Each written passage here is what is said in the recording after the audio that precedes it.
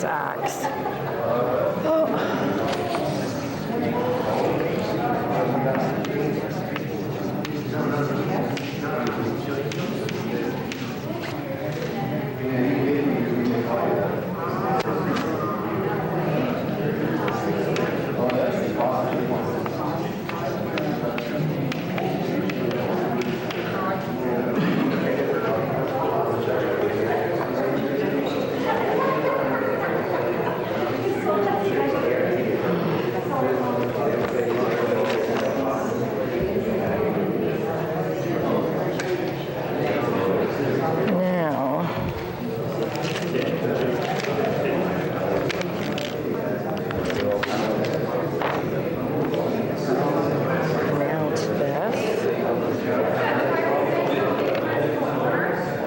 Principal owners of the Federal Reserve. Those are all the families. Those are the families that own all the Class A shares. Those are the people that issue the money and credit for the United States and collect interest on everything they issue, so that the United States now has a debt of several trillion. Ours is only up to 600 billion because we used our own Bank of Canada for 41 years. But these are the people who started out owning England, then Europe, then the United States. So every president who tried to bring in interest-free money created by government, most of them were assassinated, including Lincoln. Now, I just want to make an announcement before we start. I've got another person filming here tonight, Mike, who is a friend of George, because George can't come. And George asked me if I would announce these two films, which are free, so I will announce them. Mike Rupert's talk at the 9/11, and another one of Ralph Schoeneman at the 9/11, and both of these talks were excellent. And George will be showing them free at the Hungarian Hall at 840 St. Clair Avenue West. And that will be, I think it's usually on a Friday. I think he did say Friday at 8 o'clock. So it's just a little east of Winona on St. Clair West on the north side. So I told him I'd announce that for him. And pardon me? 840 St. Clair Avenue West, 8 p.m. Friday, free. Yeah, yes. Now the second thing I want you to jot down, because I'm expecting people with their book list to do a lot of research and homework over the summer until we come back in October. Now at the end of the class, I will leave a phone list here for anyone who wants to be contacted for the next term, which starts around the first week of October. And you will be phoned as to when we're starting again. So that will come out at the end of the class after we do the books, okay? Now, here are some phone numbers that you might like to call into with your information if you hear some more claptrap, especially the elections are coming our way. And Harper actually has a fairly good chance of getting in. That's the tragedy, because nobody really knows how fascistic Harper is. They've kept all that quiet. But of course, as anyone in my class knows, last May, not this year, May of last year, he was invited to Versailles to the Bilderberger meeting. Now these people are the HMOs, the Rockefellers, all the people who own all the health businesses, insurance business all over the States and the world. And he was invited there because, as you know by papers you've gotten here, Magna is backing the alliance, now the Conservatives, because Magna, from the year 97 on, I have all the proof and the papers, and whoever started here has them too. Magna has planned to be the first company to bring in HMOs They call them CHOs, Comprehensive Health Organizations. They planned it. I have the agenda, and most of you have it as well. Please read it and get it out before the elections come along. Please tell them what Harper is about every chance you get. So you have that paper. The people who didn't have them, they were on the end there.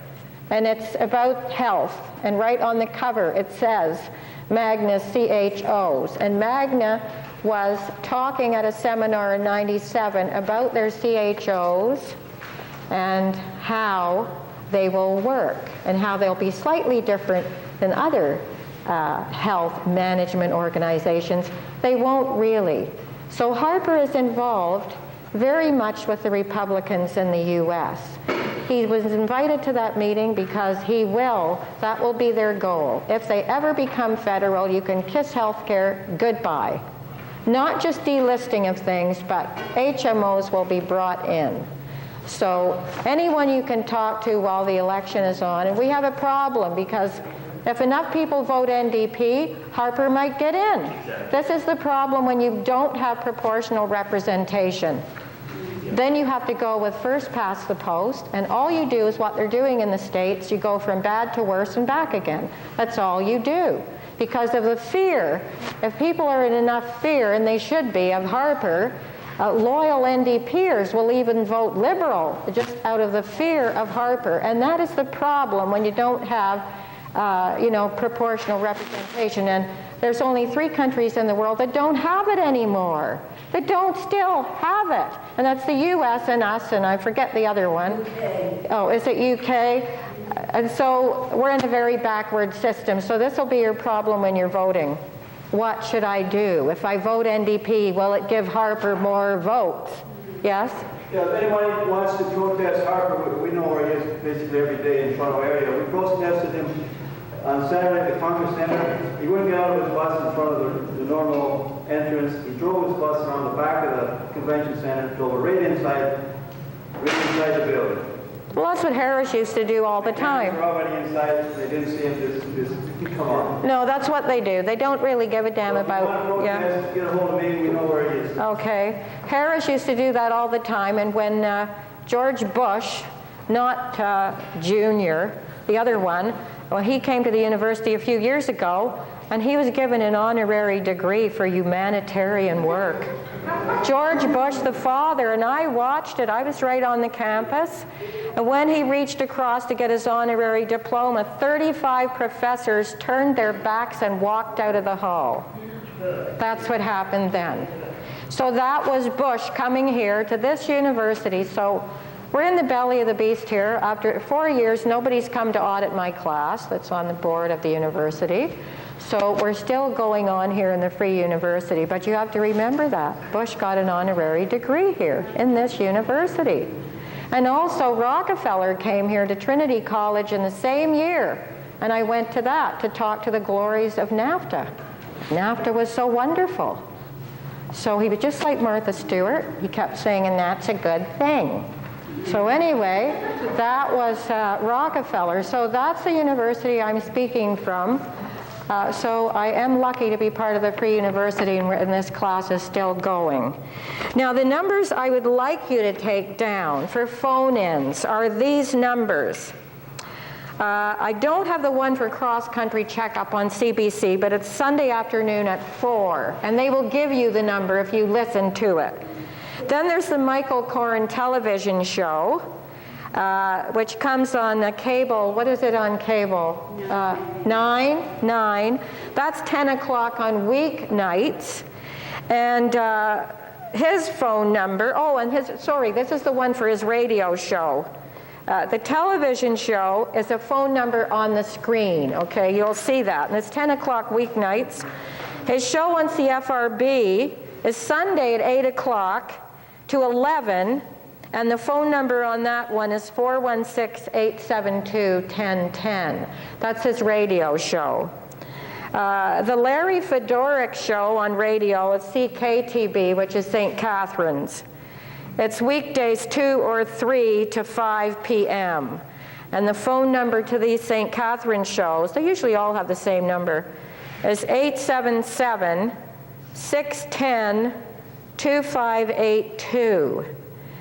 And I think the John Michael show, I think he's gone now and somebody else is there. But these two stations are very good for politics. It's 6:40 a.m. and 6:10 a.m. And Corin is on CFRB. They're all AM stations, okay? So listen to them, and you'll hear such right-wing drivel as you've never heard in your life without any facts. So when you have facts to phone in, just put your page in front of you so you don't forget, and you might get the facts out before they sort of push the button on you. Or they'll sometimes push the button, and then the person who's the guest, who's giving out all the drivel, once you're off the air, then they will lambaste you and go through all the reasons why you're wrong, but you can't answer back because they've already shut you off. So it's just keep on trying, though, because if Harper gets in, I'm saying, our health care is gone. I mean, how many of you out there have that agenda you got early in another class? About the health care, the agenda, the first page? Please, I know more of you have that. Please go home and read it again now before the election so that you can tell people what's going on. So, that's that. That's the movie. Well, no, I'm just telling you this. I am not going to tell you who to vote for, or even if you should vote, or even if you should do a non-confidence vote. That's not my business. I'm just saying to you, with the system that we have now, these people go from bad to worse all the time, and anyone decent doesn't get voted for because that would allow, that puts that wedge in there, and that would allow the worst person to get in. So we have a real problem because our election system is so backward. We have a real problem there. So I'm not here to tell you how to vote or even to vote.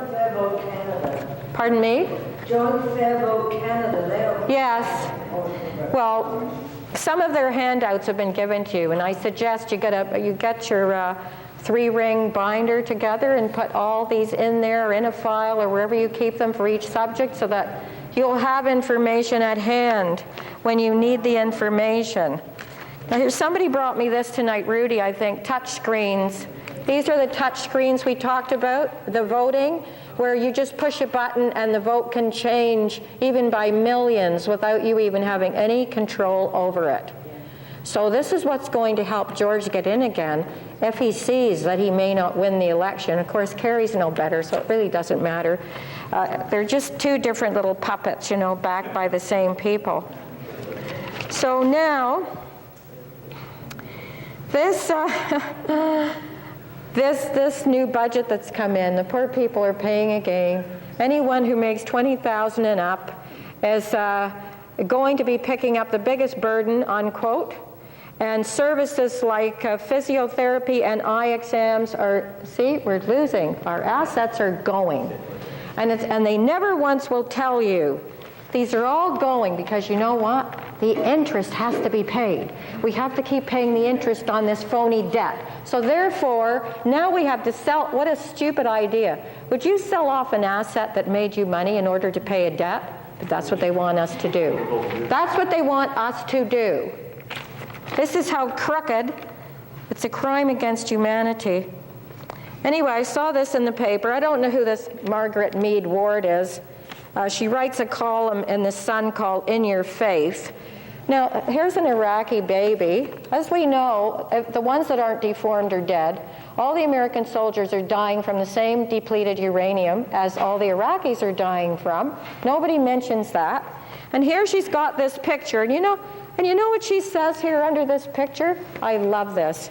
Sometimes God's plan is difficult to decipher. Well, it certainly is for this. She's got a religious column. Sometimes God's plan is difficult to decipher. Well, anyone who still thinks now that the creator of this universe, or the spirit that animates this universe, whatever you want to think, is actually so petty just like the Jehovah person who told everyone he was God, and now, of course, the Old Testament's a real estate brochure, so they're getting more and more land because supposedly this guy was God that told them this land was theirs. What a load of crap. So anyway, now, God's plan is difficult to decipher by this woman. So God has nothing to do with this. And the tragedy of humanity, of these people, especially fundamentalists, the tragedy is that they've made God in our image. How stupid. With all the faults and foibles and killing people and you're bad and I'm good and God's on my side. That's the tragedy. What if there is a universal spirit behind this universe? It certainly isn't this petty. This is nothing, it's nothing to do with God, but it's everything to do with organized religion. And these people have she has a whole page in God's plan. And they always know what God wants, these people. They always know what he said, what he wants, where he lives, what he looks like, where the throne is that he sits on, and all the bad people he's going to kill when we all go up in Armageddon. And they all have their way, and George Bush and his crowd, and they're all going to blame it on God.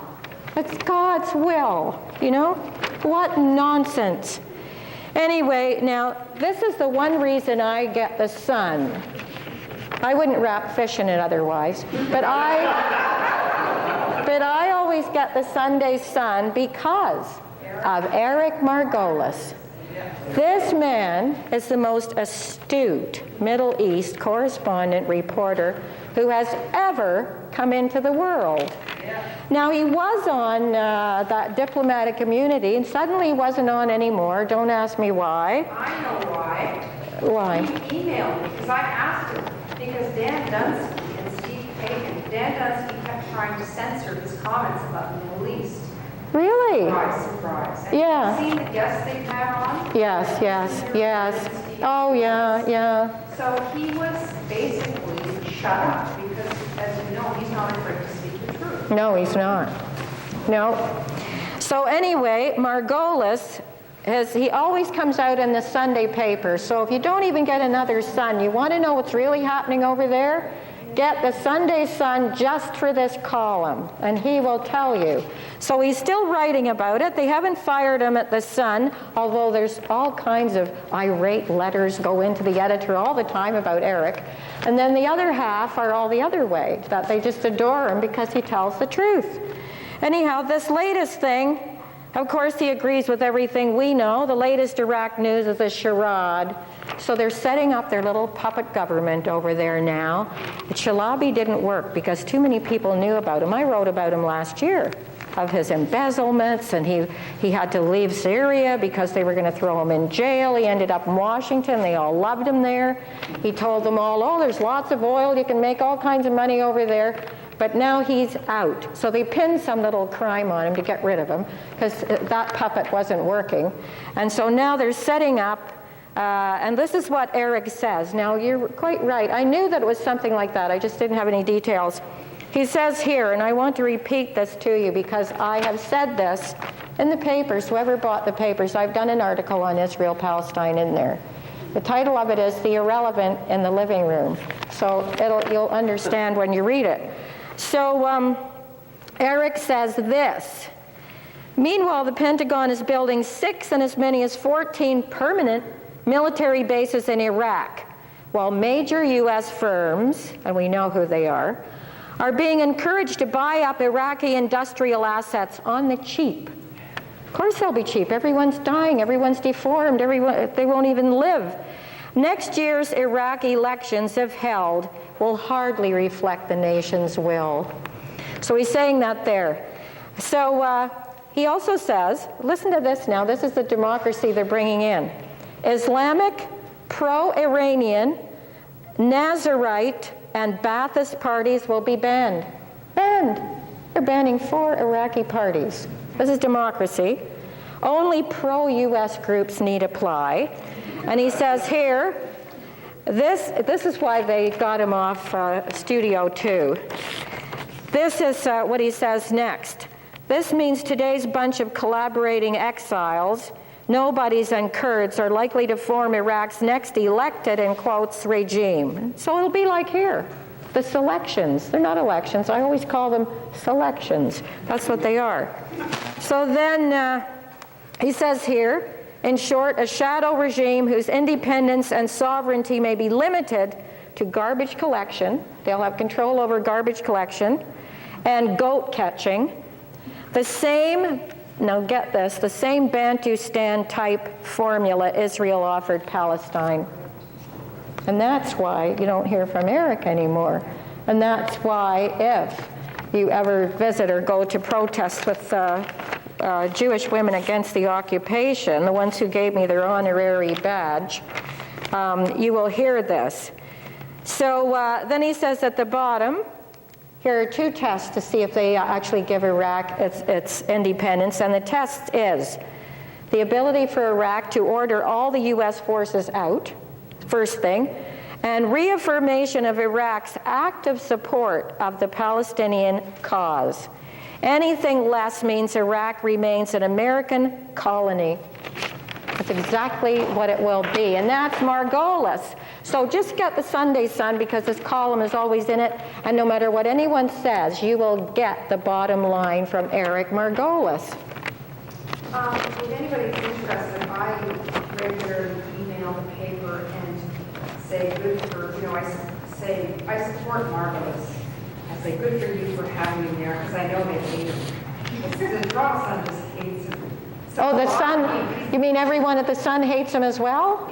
I thought it was only half of them.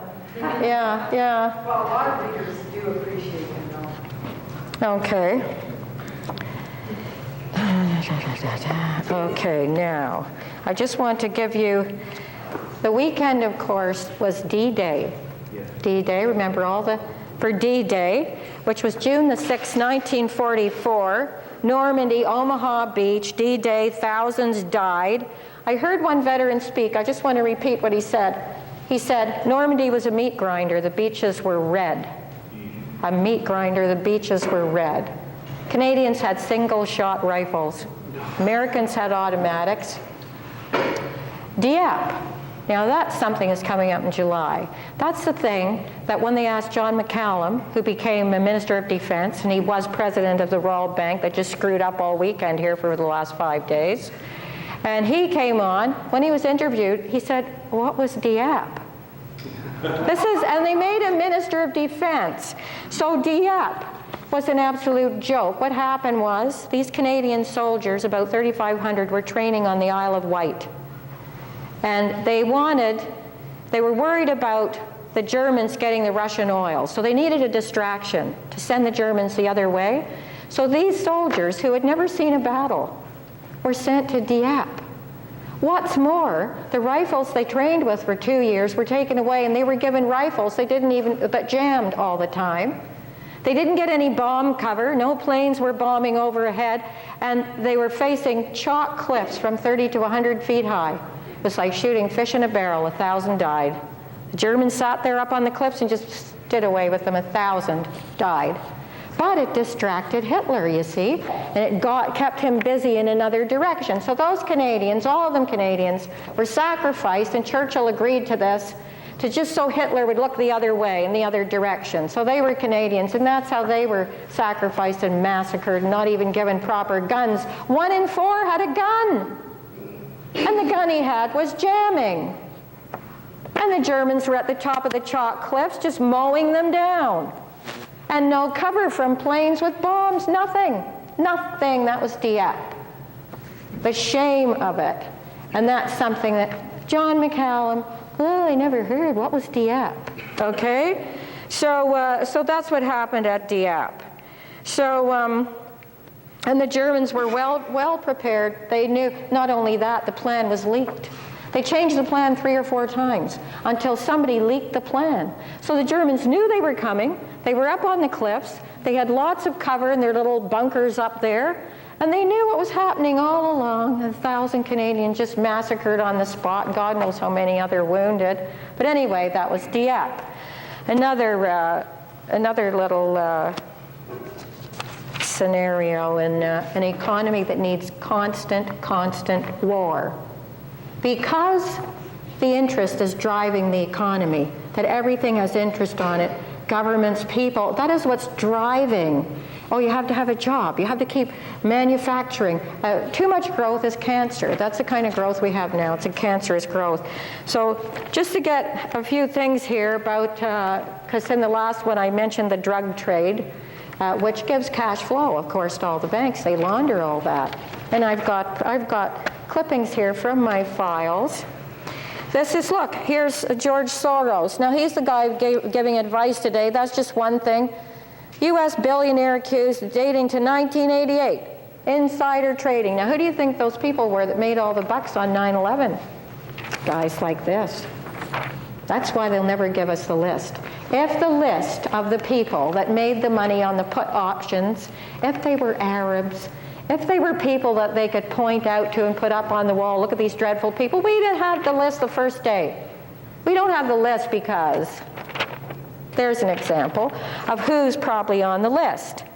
Then this little piece here, this is from, how far back is this? So February 2000. The Bank of New York, the Russian mafia banking scam, the Bank of New York, from the money laundering. This is all about, it had to go to court for money laundering. That's the Bank of New York. Here's another one, Toronto Star. Firm's profits of $27 billion went untaxed. Untaxed. So 93,405 companies paid no corporate tax on $27 billion profit in 1987. It's much worse now. These are from my old files. It's you, it's the person, it's the poor guy that's working at McDonald's that's going to pay the tax. So, and what are they saying now? Harper, this is what he says, tax cuts, doesn't mention that the tax cuts are going to the top 1%, his pals. And that's why we're going to lose all our assets, because of the tax cuts. Now here's another guy, former Royal Bank executive, is at the heart of Canada's largest insider trading investigation. There you go. Another huge story there. That was the Globe and Mail, 2001. They're at it every day. Because the banking system, so-called, is a criminal endeavor, and that's all it is. So here's another one, big insider trading scandal. Here's another guy, Andrew Rankin, under surveillance at Royal Bank of Canada, special loose lips, blah, blah. There he is, out on the golf course. You know, these people have learned one thing, never steal anything small. If you steal anything small, you're going to be caught. If you're going to steal, steal big. So this other article I have here, I can't go through it all, but it's transnational criminal organizations, strategic alliances. Now we'll just read you a small part here. The rise of a global market for illicit drugs, okay? And the banks launder the drugs. And going on to, this is a really old piece here, the Saturday Star, November 13th, 93. Canada tied to a $150 billion bond scam. And who was the bank that was right in the middle of this scam? What was the bank? And this is a paper I gave to Howard Moscow about 5 years ago when he was fighting to stop the poor from being ID'd, scanned, retina, the whole bit. Guess who was going to make the money on doing that to all the people on welfare and benefits? Citibank. And so Howard Moscow got up with this, and he said, this was all Citibank in here. Canceled certificates, they weren't reported, the bonds were sent to Europe, missing bonds and stocks from Citibank and other banks, hasn't been reported to the Securities Exchange Commission database, blah, blah. Only 2 banks have been named in the scandal, Citibank and Chase Manhattan Bank. There you are over there. And Howard Moscow picked this up and he said, and Citibank were sitting right there in City Hall, watching to see that they're going to make all the money on this database. And he got up and he said, but why should we let them handle this? He said, look, I gave it to him. He said, look, here's the paper. They're involved in money laundering, bond scams. He said, look at this, why do we want them doing this? Well, the woman who was chairperson, I don't remember her name, she screamed at him to shut up and sit down. They didn't want to hear anymore. But Citibank were there, and they were so embarrassed they backed out of the deal. They backed out of the deal, and the people, people on welfare and family benefits escaped from being the first group to be ID'd. They showed the retinal scan and all of this. They demonstrated it there. That Janet Ecker was at the head of that, demonstrating that, you know. Anyway, that's what happened. So they've always been doing this. They've always been involved in money laundering, fraud, insider trading, you name it. And the banks are right on the inside of that. So, and it all starts, of course, with this group over here. So, we're going to start now talking about, we're finishing up on the money, because you have to remember that everything that's happening to you and why you're working so hard and why you're paying the taxes and you can't seem to get ahead, most people are like this, or your grandmother's out flipping burgers, you know, because her pension isn't enough, so she's down at the McDonald's, whatever. We're just going to do, remember last time we did what happened at 1913? Today we're going to do several little things that happened in 1776. Now next year I might have this ready to put out. I just have my own list of special dates, and when you go through the dates and what happened on those dates, it gives you a pretty clear picture of what was going on at the time. So this will be 1776. Well, this chalk isn't very long. I have all little short bits of chalk, but never mind. In 1776, this is what happened. The Declaration of Independence. Okay. Now remember in 1913, when the Federal Reserve was put in, so was the income tax. Now remember this. Private bankers love to lend to governments because when they lend to governments, their interest is guaranteed through the taxing the people. So anyone who thinks now that their taxes go into infrastructure, go into health, go into things for them, forget it. Okay? Here's the debt. Here's the debt, just our debt. The state owes trillions, but this is ours. Here's the original debt right here, 5%. That's our real debt, 5%. Do you know how many times we paid it off? We paid that debt over and over and over and over. That's called, you know, compound interest. Interest upon interest upon interest. So that's why the debt can never be paid, and that's why our hydro, our health care, all our other assets, social infrastructure, going. They want to take it all away, and Harper's going to be there with his little hatchet. Martin is bad enough, because he's nothing like his father. But Harper, you're going to think even Harris was mild compared with, if they get in, the so-called conservatives, believe me, with what will happen. So, on the same date, 1776, the Illuminati was founded. Of course, they were kicked out of Bavaria after that when it was found, their papers were found by accident. So this Illuminati that everyone talks about, all these people on these shows that are too afraid to give those names, will give you this name here. So that's why once I phoned into Gary Bell and I gave him the names. Now, the Illuminati, here we go. And I'll tell you about the Illuminati. I've got it right here.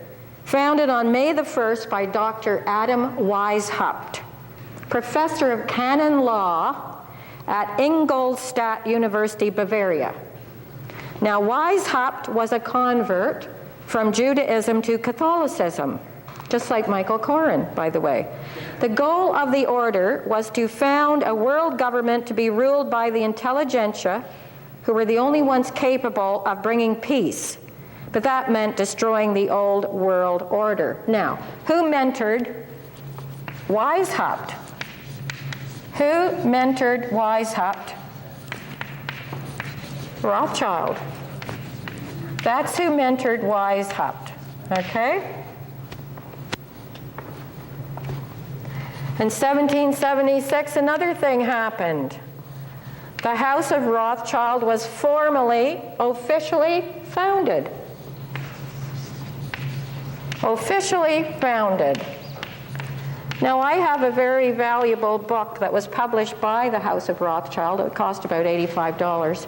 They had a big exhibition here a few years back, and someone in my family bought the book, and I copied the book. So in the fall, I will circulate the book, but it's quite hilarious because it's sort of just a self-aggrandizement, the book, but it lists every member of the family.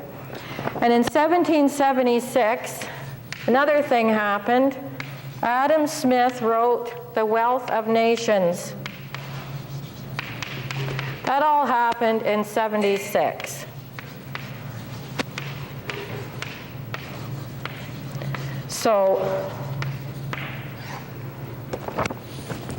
So we don't know exactly which happened first, what month, what day, but the point is, what you have here all the time is whenever people try and get away from this, whenever they do that, something equally strong happens on the other side. No, that can't be happening. We'll do this and this. We'll get this. Bank of England was set up in 1649 as a private bank. Of course it was a private bank. And the people who set it up, what's his name, Cromwell, worked with the bankers in Holland to have Charles I beheaded. Once he was beheaded, the way was clear for the other guy to come in from Holland, but basically it was done to set up the Bank of England, which is why the Americans wanted to get on their own and become independent from that kind of a money system. As I said before, it had nothing to do with the tax on tea. So, those are some special dates there. Now, here's another little surprising thing. After all this, we come up to today, and the Federal Reserve, which is supposed to be the money manager of the United States, okay? Their money manager.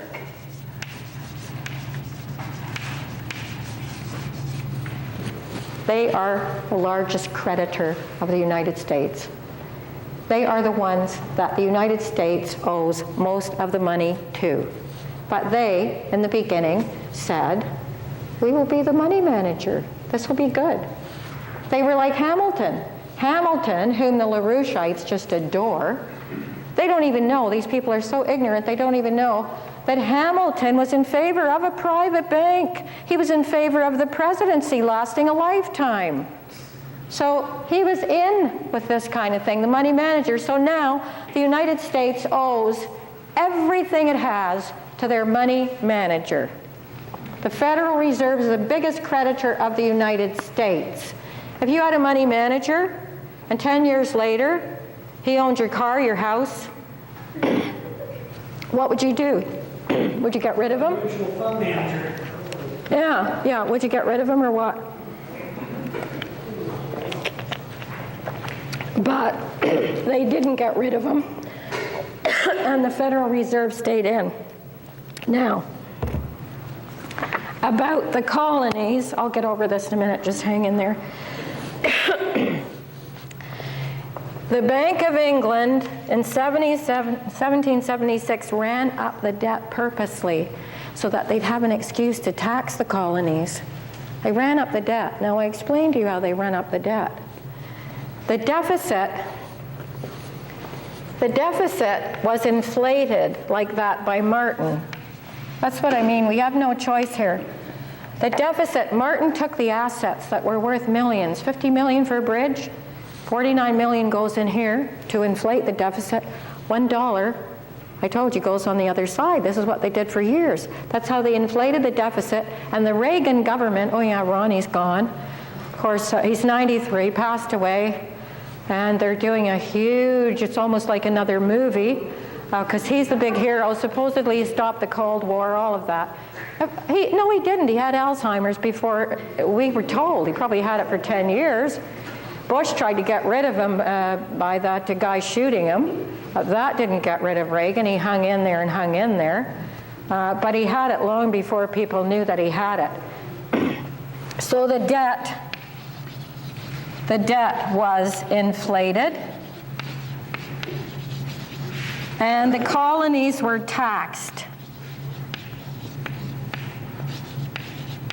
Not only that, so when they got over that by producing their own money. You say the Bank of England. Yeah. How Yeah, do of you course. inflate that? Were you here last week? Yeah. Okay, well, I explained. The way Martin did it, all you have to do is take your assets and call them expenses.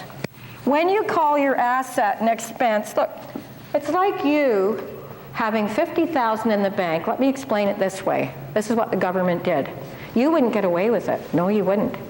If you had $50,000 in the bank, you took that and you put it down on a house.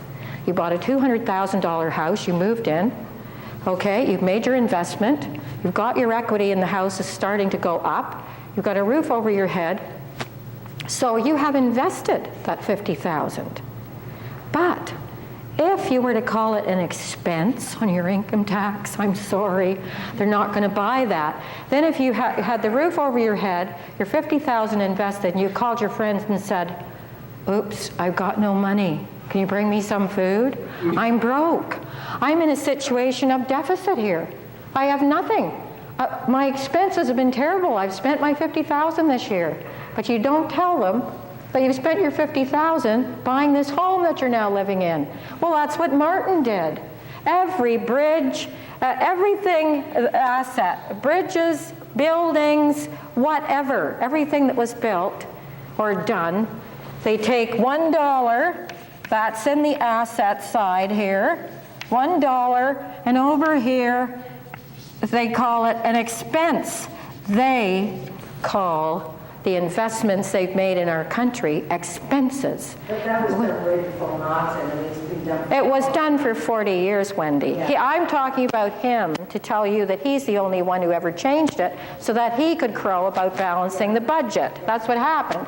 Yes, it went on for 40 years, and it probably will go on again. So when you take your investments and you put them over here, they all go into the deficit, and the deficit becomes huge. And the Reagan government said, they admitted, we inflated the deficit so that we could cut the social programs. So whatever kind of bookkeeping you need, you can do. Economics, as I said, it's like engineering. You can engineer economics around any philosophy you want. You can engineer it so that it's on a fascist philosophy, which is what they have now. You are a liability. You don't deserve to live unless you have a job, and you put so much money into the pot. That's the fascist philosophy. So this is what they do, so that you will be cut out of the equation. This is what we've been living under now, and this is why they're telling us we have to sell the hydro, we have to have premiums for health care now, and nobody ever asks them, but where is all my tax money going? It's going basically to interest, to pay down a phony debt that's hooked into these people here. And just to prove this to you, I will just give you the basic history with what happened, okay? Before we got to this point, so that you'll understand why we followed the United States. We didn't have to, but we were talked into it, coerced. So, in 1867, this is about us, the British North America Act, okay, granted the government the responsibility to raise capital through issuance and control of our currency. The government's control of our currency to raise capital based upon the resources and wealth of our nation now. So they used to do it the way I told you they should do it. Money should have been based on all our resources, and part of that's us. We are part of the resources. They call us human resources. We used to be personnel, now we're human resources. But they use us up just like they do the lumber. So, based upon, now Trudeau didn't alter this, he just added the Human Rights Act. Then, 45 years later, okay, in 1913, okay, the government passed an amendment to the BNA Act, okay? An amendment. 1913, remember those dates? Passed an amendment without a referendum. Nobody knew this. They passed an amendment which gave our issuance of money and credit to the private banks. Oh yes. Private banks could issue our money then, okay? And that was in 1913, so obviously it came directly from that. Then, now here's the good part. In 1935, this is where we are different from the US. This is why we only have a $600 billion debt instead of trillions. The US has trillions. And somebody came on the radio, I forget who it was, and they asked him, how much money do the Rothschilds own now? And he said, oh, it's in the thousands of trillions. Thousands of trillions. Well, of course, it's all being sucked up to the top of the pyramid. So anyway, Mackenzie King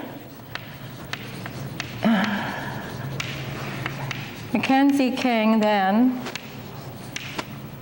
amended the charter of the Bank of Canada in 1935. Now, this is what he did. He said that he was going to give back to the bank 100% creation of money. But he was friends with Rockefeller. In fact, he was so friendly that when Rockefeller had those men massacred at some mine that he owned, he went to court and as a character reference for Rockefeller. So Mackenzie King, I guess, is he the one that used to talk to his dead mother all the time? Anyway, aside from talking to dead people, he got elected when he said, I will give 100% creation of money back to the bank. After he got elected, he only gave the bank 50% creation of money. But at that point, it was better than nothing. The private bank still had 50% creation of money. And you know how money is created, right? Or do you want me to go through the Goldsmith thing again? When you don't have anything in the safe to cover your receipts, you are creating money. So what we have to do with banks is not do away with them. Private banks come in handy, but not allow them to create money. They can only lend what they actually have in the bank. They cannot lend what they do now 400 times what they have in the bank. For every 400 a private bank lends, it might be lucky to have a buck in there. That's what you call creating money. Have you had nothing in your cupboard in the house and you decided you would write your own little monopoly money and you'd go out and spend it? If people believed you could back those monopoly certificates, you could create money and use it. If they didn't believe you, it wouldn't be money. Money is the most brilliant idea that civilization ever had. Money gets things done. You can't go around bartering the rest of your life. Well, maybe I don't want 20 books or 8 pairs of shoes. I mean, it's going to take me forever to... We need the coupons. We need the tickets. Money is the best idea that civilization ever had. The only problem is who issues and controls our best idea, which is money. That's the problem. As long as government and the people decide we control the issuance of our money, then money behaves the way it should behave. So to blame the money, no, it's foolish. And to insist that all of civilization can exist on barter is just as crazy. Certain areas, small functioning hamlets or whatever, could do that maybe. But if we're ever to stop destroying the planet, if we're ever to get rid of useless jobs that create toxic waste, if we're ever to have environmental health, we have got to get rid of this money system, because this is a system that's got so much interest in it that it's constantly, this is the engine that drives this fallacy about everyone has to have a job, everyone has to have a job. No, they don't. And we don't want things constantly produced and produced and produced. It's a small planet. We should only be producing what is useful to us, or what is arty, useful, whatever, something that makes life pleasant. Why should we be producing toxic plastics by the ton and all of this just for the sake of, well, I've got a job. Well, unless I have a job, per se, I'm not going to be fit to live, am I? What a load of crap. And I explained how last week everything is based on volunteer and free labor and slave labor anyway, which it is. So they are the biggest hypocrites and liars that ever lived, these banking things. Yes, Marion? I'm just trying to get this straight. In 1913, did the private banks issue all the money? After the Fed got in, yes. Every money, every cash, credit, change, whatever that came out of the Federal Reserve. And Mackenzie King took back 50% of that. Well, this is Canada. Now, in 1913, they did the same thing to us, okay? In 1913, obeying the states, they did the same thing to us. And in 1935, Mackenzie King promised, if you elect me, I will give 100% creation of money back to the Bank of Canada. I'll give it back. He got in, he only gave 50% because he was pals with Rockefeller. Now, what happens? When you have 50% public and 50% private, over the last, since 1935, our government now has gone down to 2% creation of money, just the change in your pocket. 98% of our money now coming out, we might as well be with the Fed, because that's exactly what's happening. 98% of it is money coming out as loans, loans that these banks cannot back up, loans that they charge interest on, and that is why it's called, this is a social debt monetary system, a social debt. We're all paying the debt. We are. That's what it means. Social debt, people pay the debt. We are paying on necessary debt, and this is all the interest-free money we have now. And it happens very easily. See, if he'd given 100%, it wouldn't have happened. But because it was divided in half, and Rockefeller knew this. He knew this when he coerced Mackenzie King into doing it this way. Because it's like, give them an inch, they take a yard. Little by little, since 74, was when the biggest spike went in our debt, when Chrétien was finance minister, and it's been going on ever since. And then Mulroney. They were taking out of the Bank of Canada, our bank, our government was getting all the loans for our infrastructure at no interest from the Bank of Canada. Now, all they did to give us this debt, it's quite simple, was remove little by little every loan for infrastructure we had and place it with their private banking friends. That's all. That's all they did. Until now, we're down to 2%. And if you talk about giving the creation of money back to the Bank of Canada, you know what they'll say? Inflation, inflation. Ooh, we'll get inflation. No, you won't. Say that these are two people, and I give one $50 and the other $50. A week later, one person comes to me and said, look, I only have $20 left in my drawer, 30 is missing. And I find out the other guy, private guy, has it, and I said, okay, take the 30, give it back now, belongs there, give it back. I'm not creating more money. There's still the same amount of money, but it's simply being taken from the interest-bearing private banks and being put back into the non-interest-bearing national bank. And let the private banks lend only what they have. Do not allow them to create money, or we're all going to end up on the curbstone with a tin cup, when that's what's happening now, everybody. So this is a history of it here. So 1935, he did that. Difference in the look of the bill? Does it look different? No, what happened with we'll get on to Kennedy, but what happened when they called the Lincoln's money greenbacks because it was a special color green, it had no interest on it, and that's why they assassinated him. Then Kennedy put out about, $4 billion or something, a lot more. And I've got copies of those notes. And it says on it, doesn't say Federal Reserve, it just says United States money, United States, and then the amount. But all the money now in the States says Federal Reserve note. He bypassed that, and I have the copies of it. So he went down too.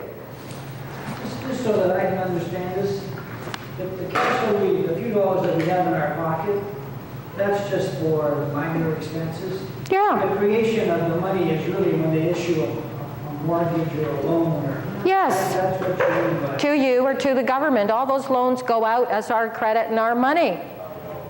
You see? You're saying that the money is created, it's really the loans. It's not that they go out and actually print up money. No, they don't print money.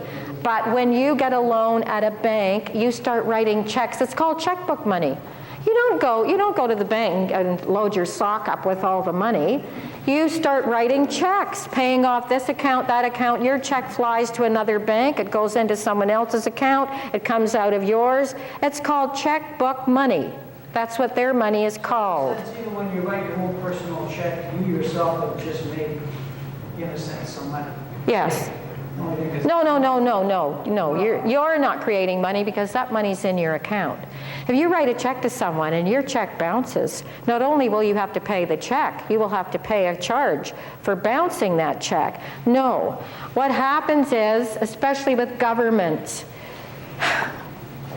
when you agree to a mortgage, in a sense, you're creating money. No, you're not. No, you're not. When you go in, listen, no. A mortgage is not money. A mortgage is a debt. Mort means death. Gage means grip. Mortgage is death grip. When you pass your mortgage on to your children instead of a real property that you own, you're passing on the debt to them. A mortgage is not creating money. It's a debt. So money is created by these banks when they lend you $50,000, okay? They lend you that because you have collateral. That's another thing. You're not going to get a dime unless you have something they can claim if you don't pay. So you don't get money unless you have money or something that they can take if you don't pay the bill. So when they issue you the $50,000, you have to give them collateral for that. It could be a house, it could be a piece of land, whatever that they can get their hands on. So they issue you the $50,000, but try this sometime. If you went to the bank with a briefcase and you said, okay, now I'm here and collect my $50,000, thank you. You've passed, you're going to get the loan, you've been approved. And you went with your briefcase and said, okay, now I want it in denominations of 20s or 50s. Just fill it up here, the 50,000, please. You wouldn't get anything like that. You only get the money from thin air, that you get a checkbook that you can use for the money on thin air. And if they had to even give you 30,000, they'd have to close the bank. Okay? They wouldn't even have that much in the bank. One woman in the States went to the bank one day just to take out her own money she had, about 30,000 in the account. She got the money, and then as she left, they put a sign on the door, closed. The banks do not have any cash. They have just enough to make transactions so that people can go to the teller and withdraw whatever from their paycheck. That's all. So that's what happens. They loan you the 50,000, maybe 500 other people have got a 50,000 loan out there. You're all writing checks on it, but guess what you're doing? In the meantime, you're paying interest. Do they tell you where to go for the interest? No. And when you can't pay that interest, you get foreclosed. And that's the best scam in the world. And they get your real estate or your fancy car or whatever, and they sell it for whatever price they want. You get a little bit out of it, but they get their debt paid. They will get their debt paid. So no, when you sign a mortgage, what money are you creating? You're becoming a debt slave right then and there. And so, They need us. of course they need us, but we don't need them. But they've got most people convinced that it's the other way around. We need them. We have to go and beg from them. The same with governments. So this is what's so silly, absolutely silly. Oh, the country has all these resources, the mines, the farms, the people working, the companies. Why should any country go to people like this and say, please give us credit? Give us a good credit rating, give us some credit, you people, the bankers. They don't need them at all. That's what's so ugly about this particular scam. It's none of it's needed. What would they do if the government say, okay, we don't need you, we just annul all of the, what would happen? Well, Guernsey does it that way, and Chavez said that, and they tried to do the coup on him, and then his own soldiers brought him back, but he's got to watch his back all the time now. They've got their people down there now out in the streets, paying them to protest. The whole right wing, the corporate crowd are out there now trying to get him out of government. That's what they do, because he said, well, we don't need you. I don't want your loans. We're going to do it ourselves. So what's going on then with things like the modern dollar that they have in the market, or the Ithaca dollar? Yeah, Marion, the Ithaca dollar is only good for 50 miles around Ithaca, okay? You cannot have a complex civilization, and this dollar only works for 50 miles here, this dollar will work to the next 50 miles here. It's okay in a very small way, but it doesn't do anything to help this. It doesn't do anything to help the fact that the whole planet now is a plantation. We're all slaves. The small group at the top, they own us, we're indebted to them, we have to keep working, we have to have jobs doing whatever they tell us we're going to do. This is slavery. It's called debt slavery. Who's issuing that money, the modern dollar, the Ithaca dollar? I haven't got a clue who's issuing it, and I hope it works for a small area, but that's all it's ever going to work for. The Let's dollars, I mean, you can only do that in so much area, and then you've got to expand, unless you want civilization to be reduced to little enclaves, little city-states all over the globe that have to, and then you have to have, oh, is your dollar good here? No, it's not. Here's my dollar. Come on. This will not do it on a global level. The whole scam has to go. Governments have to start issuing money without interest on it. You have to understand that if money first comes out, when it comes out and it's done nothing, it's performed nothing. It's a crime to put interest on new money. This is new money we're talking about, and that is a crime to add interest to new money. So when you take a government, you say, okay, now you pay us, and you have to pay us so much interest, the people are taxed and taxed and taxed for that. That is debt slavery. I don't know if you spoke about this last week, you may have, I wasn't here. Did you talk about the gold standard? The gold standard is absolute nonsense. It's even Keynes agreed with that. What happens with the gold standard? Number one, gold is not worth as much as water. Number two, basing your dollar on one resource and not on all of them is crazy. But the gold standard works when you have this kind of a scam, because the same people hoard the gold. They hoard the gold. Sure, how much gold have you got in your house? Have you got any coins? And then Roosevelt told everyone at some point after the Depression, take everything gold you have in your house, give it to me, send it to me, this will help the country. And all the poor fools sent all their gold in, they had nothing. And the gold ended up somewhere in England in the safe there. There's nothing in Fort Knox. So this is what happens. So the gold standard is just nonsense. Yeah. What is the difference in function between the Federal Reserve and the Treasury, and which one of them actually prints the American dollar? The Treasury prints the dollars, and the Treasury is part of the Federal Reserve. But the Federal Reserve is described, it's self-described as the money manager of the United States. That's what they're supposed to be doing, and yet they are the biggest creditor of the United States. They own most of the United States now. See, if you look at this as the way it really is, a scam, you'll understand it much better. But if you take an economics degree, and I've had people in this course who've got degrees in economics, you will not learn anything about the reality of the scam. You will only learn the jargon of the scam. And you will come out of those 4 years still not knowing how money is created.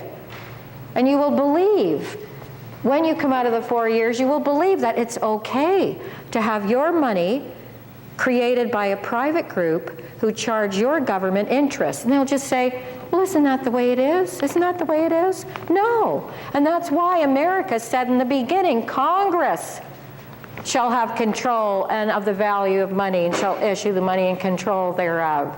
They should have said only Congress. They didn't say only Congress because they didn't know what exactly was going to go on. So to get back to 1935 here, Now, he reneged on that. Now, guess what happened in 2001? Guess what happened? Something hideous. The bonds of the Bank of Canada are now managed from a Texas company in the U.S. Yeah, they are. Yep, in 2001. And then I'll just add in here in 1991, just before that, what happened? The reserve of the Bank of Canada was ended. The reserve in the bank, there was about 3%. And the reserve in the bank is this. The United States still has it. The Bank of Canada said to all the private banks, just so you don't go mad with speculation, you have to leave a certain percentage of what you have with us in the Bank of Canada to sort of rein them in before they went nuts. And it was only 3%. But then that was ended in 1991. And guess how that was ended now? By the Bank of International Settlements in Switzerland, who said there doesn't need to be any reserve in the Bank of Canada because the private banks made a lot of rotten deals in Mexico and they had to bail themselves out. So the Bank of Settlements said, okay, give the reserve, just give it back to the banks, get them out of trouble here. So now we have no reserve in the Bank of Canada to stop these people from going nuts, issuing 400, 500 times what they actually have. And that was done in 1991. Reserve was ended. So now that's where we are today. And the Bank of Canada, although it's still, now you'll see there's a charter. This page is the charter of the Bank of Canada, actually. There's the clause that says that the Bank of Canada can lend to government. Yes, right there. This one here is about Kennedy and all the money that he issued. And this is from the Treasury Department. And the person that sent me this was an American, a monetary reformer somewhere in Utah, or somewhere down there, sent me a huge package all about this, and he's got the exact amounts. Because everybody said, oh, Kennedy didn't do that. Yes, he did, and here's the letter. And it says here, note, during the Kennedy administration, approximately, it looks like 400 billion, oh, here it is down here. 4,292 million was the amount issued by Kennedy. Okay? Now, all that was needed was 322 million, but he issued 4 billion and some odd. And it says here, and Lincoln issued 450 million. And you know what? If he hadn't issued that interest-free, the United States would be in deeper debt today. He issued 450 million, and he saved billions of dollars because it had no interest on it, okay? So the John F. Kennedy notes were series of 1963. They have not been issued since his assassination. And this letter is dated 1971. So it says, please note the difference between the amount required in circulation of 322 million and the amount issued by Kennedy of 4,292 million. So that's proof that he did issue it, and that's one of the reasons, well, the biggest reason they got rid of him, but they don't want to talk about that. Nobody's allowed to talk about this, the biggest crime in civilization today. There's no classes on it, there's nothing in economics about it. It's just the scam is taught. So that was that there. This is what's happened to us. So now we're down to 2%. And in 2001, what did I say here would happen? Oh yeah, 2001, a U.S. company, private, has taken over the administration of the Canadian bonds. And that's something else you don't know about. So you think, so Harper, all that business is part of this. Harper, he's a Republican. The whole damn Conservative Party, they're all Republicans. They know all this. They know how we're hooked into this same scam. You don't have the name of that company. I have it at home. If you call me, I have it in the file. I can give you the name. Now, here's the actual scam that happens with the Fed. I'm going to describe to you now the insanity that got the U.S. in debt. Total, and well, how far over? I can rub this out, right? I'm going to describe to you now what the Federal Reserve does so that it owns most of the United States today. And it's owned by those people. Those are what people on shows like Gary Bell and Art Bell and all this, if they talk about it, they call them the Illuminati, and nobody knows who they are. Nobody gives names, but that's who they are. So this is what happens.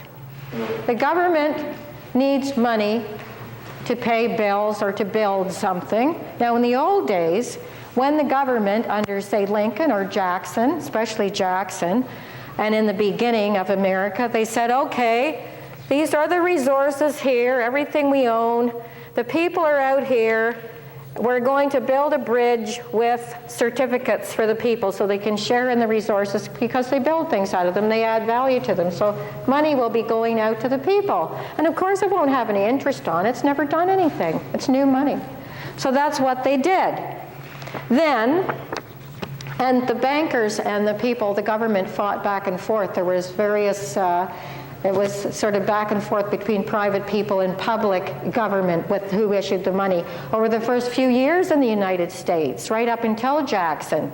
And since Jackson, there's never been any interest-free money ever issued, not since Jackson, okay? So this is what happens. It gets in 1913, so the government needs money. They can't print their own, supposedly. We can't do our own credit issuing money, so we got to go to the Fed. Now this is a fact, and it's the same in Canada. Any country that can issue a bond is based on all your resources. Bonds are good. Canada bonds are good. American bonds were good. So if a country can issue its own bonds, if the government can issue bonds, it can issue its own money. Doesn't need a middleman, because the money and the bonds are backed by the same resources. That's a fact. That's mathematically clear. So that's how it was operating, and also with us. Now, this is what happens today. The government needs money for infrastructure. It goes to the Fed. It gives the Fed its government bonds, okay? The Fed gets the bonds, all right? And the bonds are backed by all these resources. So the government goes to the Fed with the bonds. The Fed produces money, bills, whatever. They buy about $500 worth of paper, really nice paper, to do the bills and the certificates and whatever. And they give it back to the government, and the government goes off to pay its debts. There's only one catch. That $500 that they've paid for that good paper, and you can put a $1,000 bill or whatever, you can put whatever number on that piece of paper you want, and it becomes worth that number. So they give the government these bills, and the government pays debts or bills, whatever. And then they say to the government, okay, we just issued you $20 billion. You have to pay interest on that. All they did was print it. All they did was buy the paper, $500, okay? So then the government goes off to pay debts plus interest on the bonds, on the certificates and the money that the Fed has just put out. So that's at interest to the government there. Then on top of that, that's the first part of it. Now then, the Fed, the bonds that have been given to the Fed, they then sell them at a profit. What a scam. What could be better? It seems unreal, doesn't it? The government needs money to pay debts, to build infrastructure. It goes to the Fed. The Fed pays for nice paper, thick paper, rolls off money, rolls off certificates worth the billions, whatever they need, and then gives it back to the government here. Here's your money. The government then starts paying interest on the paper that has cost the Fed $500 to print. Got that? Then the Fed takes the bonds that represent real resources and sells them at a profit. What could be a better scam than that? The money manager. Sydney, this must have made sense to somebody logically at some point. How did they come to this deal in the first place that made sense to anybody? I don't understand. Assassinations. They know us. I understand. Assassinations. So there's never been any logic you can say this makes sense. It started with, did you hear the Goldsmith story last week? That's how it started. And then it built up. This is what happened. Royalty, other people in the peerage were in debt. They would be gambling. They would be keeping mistresses. They'd go to the Rothschild family or the Schiff family or somebody and say, look, lend me something. If they couldn't pay it, then these people got titles, lands, or sometimes they married off ugly daughters to Earl or whatever the peerage. Here, take my daughter, your debt will be wiped out, whatever. So then you have a lot of titles in Europe now that were all bought like that. Then, as long as that went along and everything was fine, nothing happened. But once the Bank of England got going and Rothschild became the owner, you might say, of most of England, and you all know how that happened.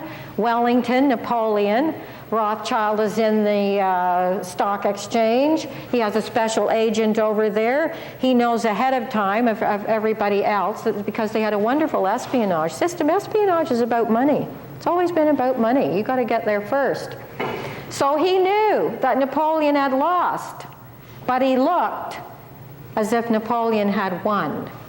He put on the act of all depressed and everything, and he started selling his British bonds. They were called consols, but they were bonds representing the resources of the country. His agents are starting to sell them off, and everyone's looking at him because the stock market is another scam. It's just rumors. It's all built on rumors. And the one we have now is the most overvalued stock market that's ever been. Anyway, he's standing there looking very sad. And so he starts, the Rothschild group are selling all the British bonds. Everybody else start to sell theirs. Oh my God, look, Napoleon must have won. Sell, sell, sell. Our bonds will be worth nothing. So by the time all the bonds, British bonds, were down to this, maybe a penny, he bought them all up. He gave his agents the nod. They started buying up all the cheap bonds. And when everybody found out that Wellington had won, the bonds were, whoo, and Rothschild owned England. And he was already in the Bank of England. So then they just hopped over and figured they'd own America too. So, but when it gets to the point where these presidents, and they were the first ones who opposed the scam and tried to keep introducing their own money created by government, most of the ones who tried that were assassinated. I mean, here, just let me, I've got my list here now. Listen to this. This is good. Oh yes, Jackson, they attempted to kill him, but they didn't kill him. He actually lived through it. In 1865, after Jackson, Lincoln was assassinated. In 1881, Garfield was shot. In 1901, William McKinley was assassinated. And these people, I read their speeches. They all talked about the money. The money. We've got to, do something about the money. So when things get too hot, presidents who've tried to do that have been assassinated right up to Kennedy. He just went ahead and issued United States notes. That's what it said on the notes that I have at home. And within 3 months, boom, he was gone. So even in the most so-called up-to-date books on what really happened with Kennedy, it was more than one reason to kill him. A lot of people hated him. He wanted to take away the power of the Federal Reserve. He said that, the power of the CIA. He wasn't in favor of the Bay of Pigs thing. It made him look like an idiot, So as soon as he issued that money, he was a dead man. And he issued quite a bit, and they called that all back in, and it never was let out again. That was all recalled, every note that he issued that said United States note. So it's not about the money. The money gets things done. It's about who issues the money and who can pull the purse strings in and out when they want to.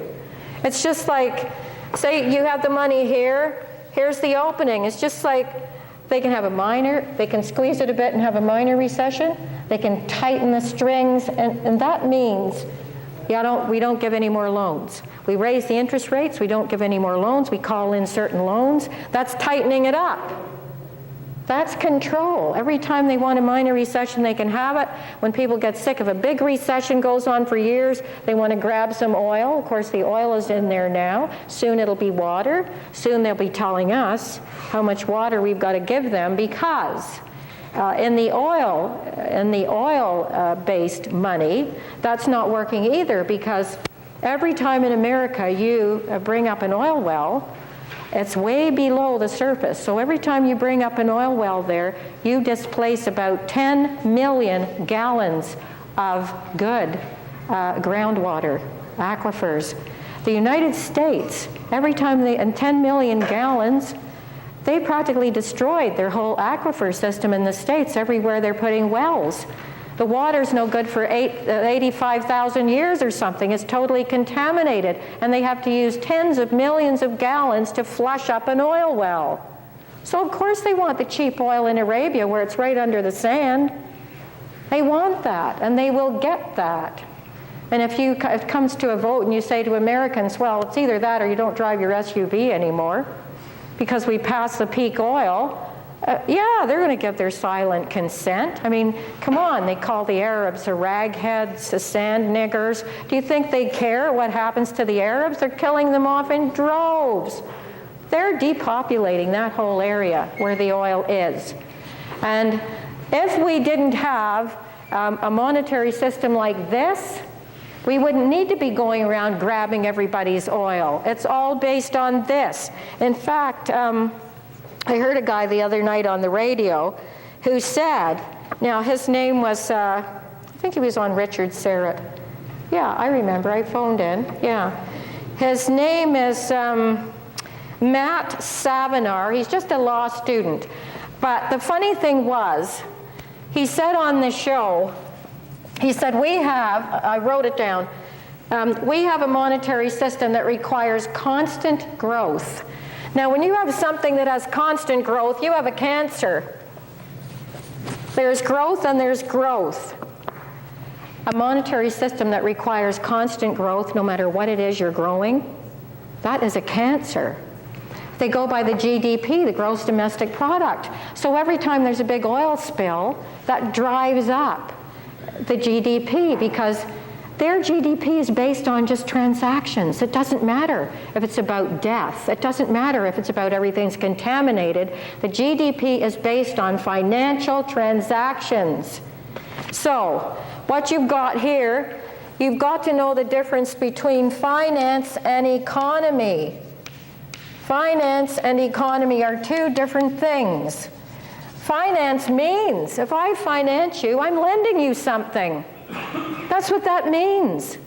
I'm financing you, I'm lending you something, you do what I say. I control you. Economy is nothing about that. Economy is, let's not create jobs that are going to kill other people.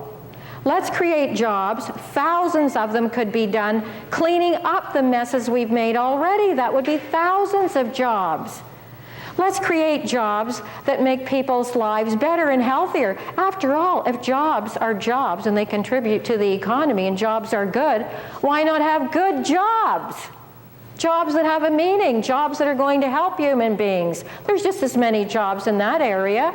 How come we don't have any of those? Because it's their scam again. This type of monetary scam requires a depopulation. It cannot last as long as the population is growing. It can only last, it's like musical chairs. If the population is depleting, it can last. So it's not even a question of jobs per se. They don't want all those good jobs. Have you heard anything lately about, hey, we're going to go to all those, whatever the dirty site is where they've dumped whatever, and we're going to clean it up, and it's going to cost, but you know what, it's going to create thousands of jobs.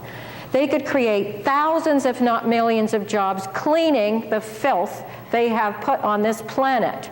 Cleaning the water, cleaning the air, the pollution, the earth, doing away with pesticides. I mean, here's an example now, the pesticides.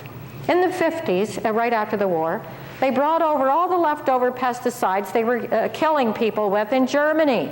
Barrels and barrels of it. They had tons of it. And they said, because they were so smart, well, if it kills people, it should kill a bug.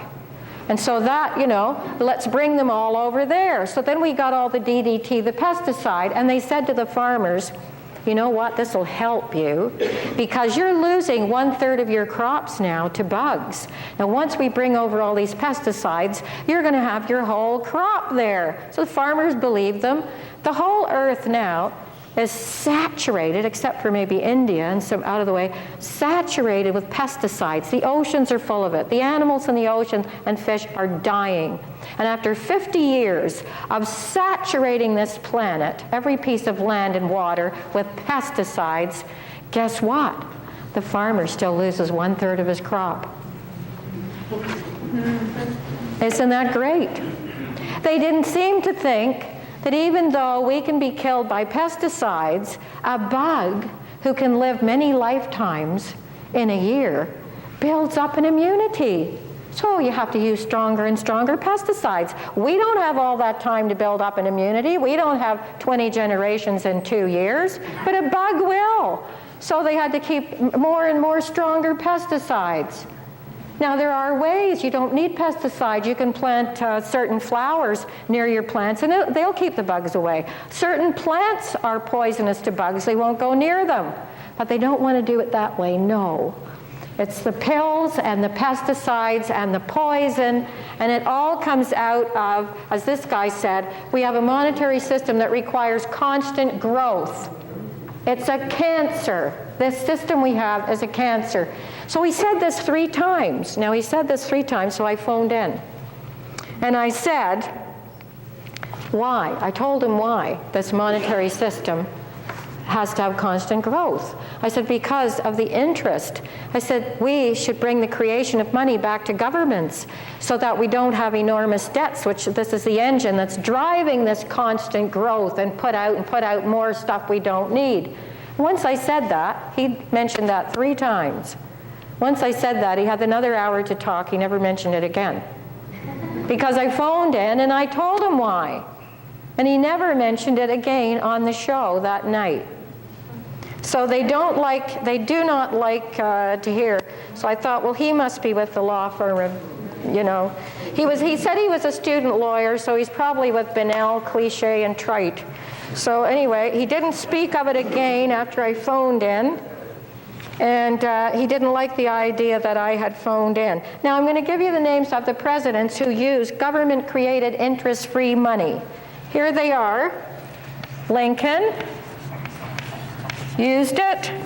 Van Buren used it. Jackson used it. Jefferson used it. And Franklin used it, although he wasn't a president. But he started it out in the colonies using interest-free colonial scrip. So these are the men who actually used it, and I think we should add on Kennedy here because I have the proof. I have the actual photostats of the bills, and they just said United States notes. And he put out over 4 billion of them. See, Lincoln put out 450 million. Kennedy put out 4 billion. And it was for that he was done away with. So Who's Franklin? Benjamin Franklin, he was the one who went to England and they asked him at the bank over there, and the government, they said, the colonies are doing so well and everybody has a home and there's no people on the streets.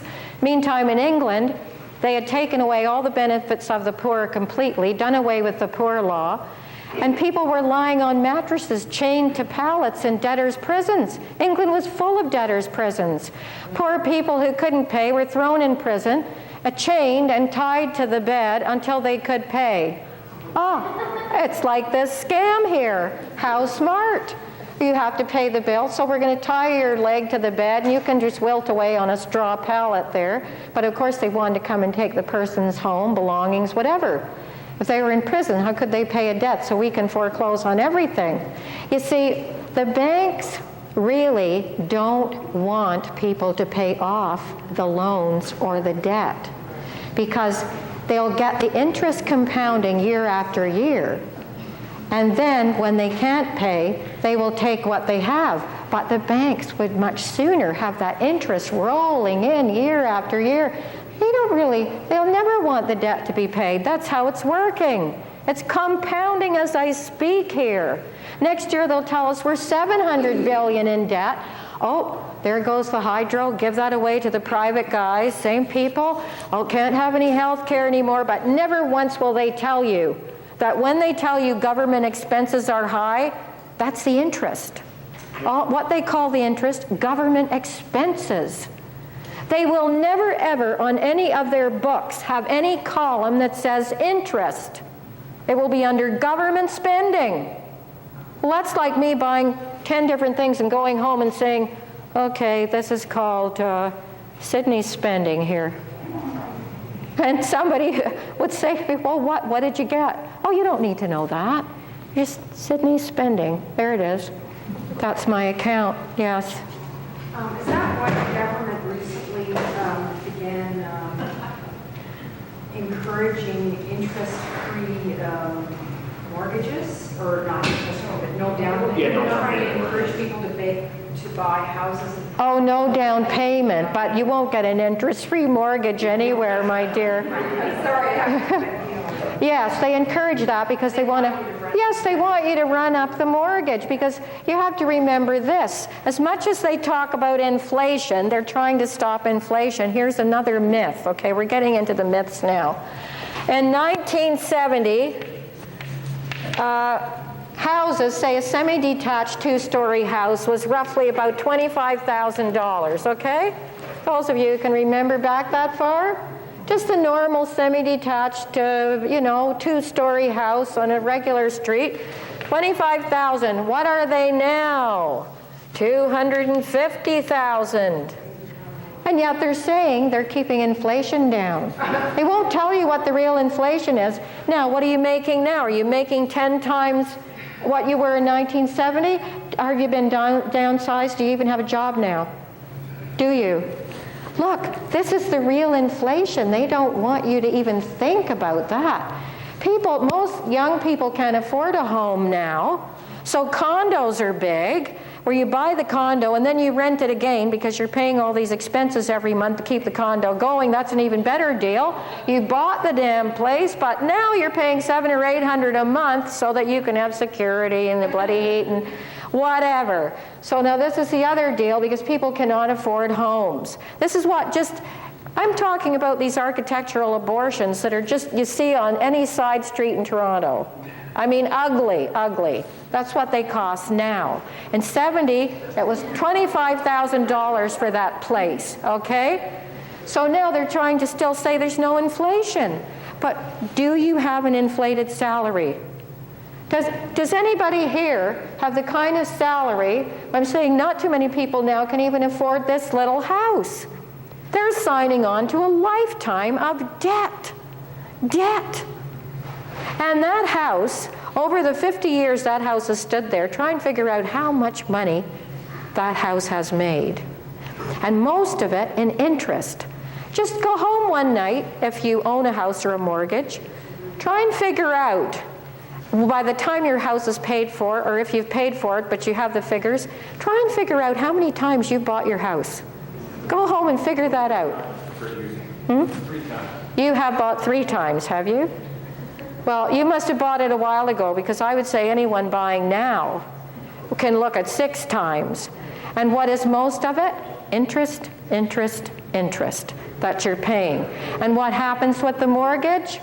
Now, I had a mortgage in Florida that went for 12 years and I never had to do anything about it. But here, they have this deal where you can get a 3-year mortgage, if you're lucky, a 5-year.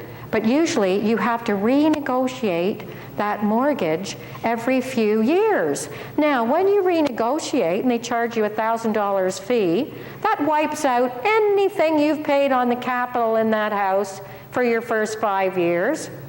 And so then you've got to pay for the lawyer and all of that to start up your next mortgage. So you don't even have one that ends, one mortgage that goes all the way through. You might have to apply for 4 or 5. Now what if you're out of a job at that time when your mortgage comes for renewal? And you don't qualify. If you have to renew your mortgage and you don't have a job, I hope you have a friend who will take a personal mortgage, because then you will have to sell your house. If you don't have someone who will give you a mortgage, you'll have to sell your house. Now they're saying every time the Bank of Canada people, and there's IMF people in there, and they've been in there for a number of years, they talk about, oh, if we do that, if we take those loans back into the Bank of Canada, that will cause inflation. Oh, what the hell is this? What is this, if not inflation? So that's another part of the scam that they're not going to tell you. You see. So now we're going to get into some more myths here, since we're here. Well, I'll give you a few more facts here. We'll do the U.S. debt now. We'll tell you how much the U.S. debt is, okay? The U.S. debt is over 17 trillion.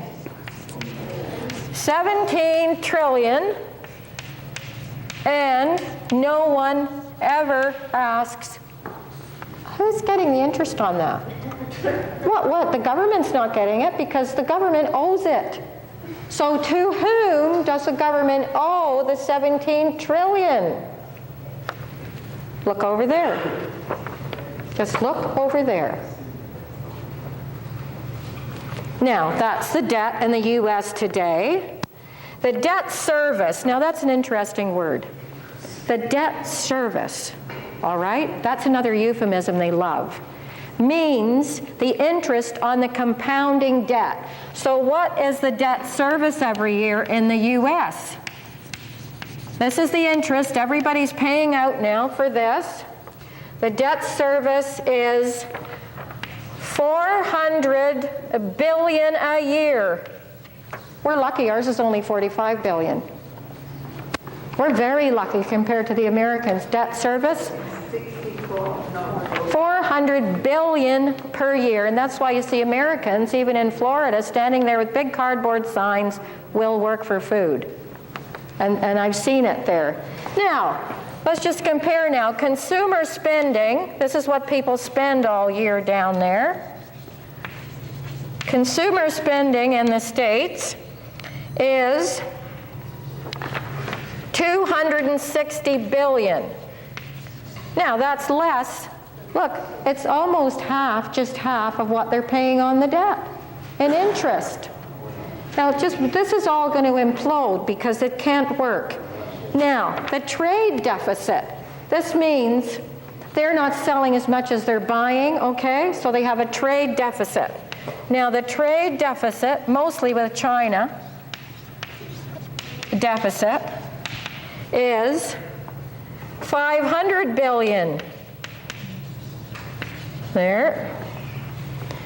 And the U.S. is issuing debt. Now, when I say the U.S. is issuing debt, I'm talking about the phony money that's coming out in the loans, okay? It's debt money because it has to be paid with interest. So it's called a debt money system.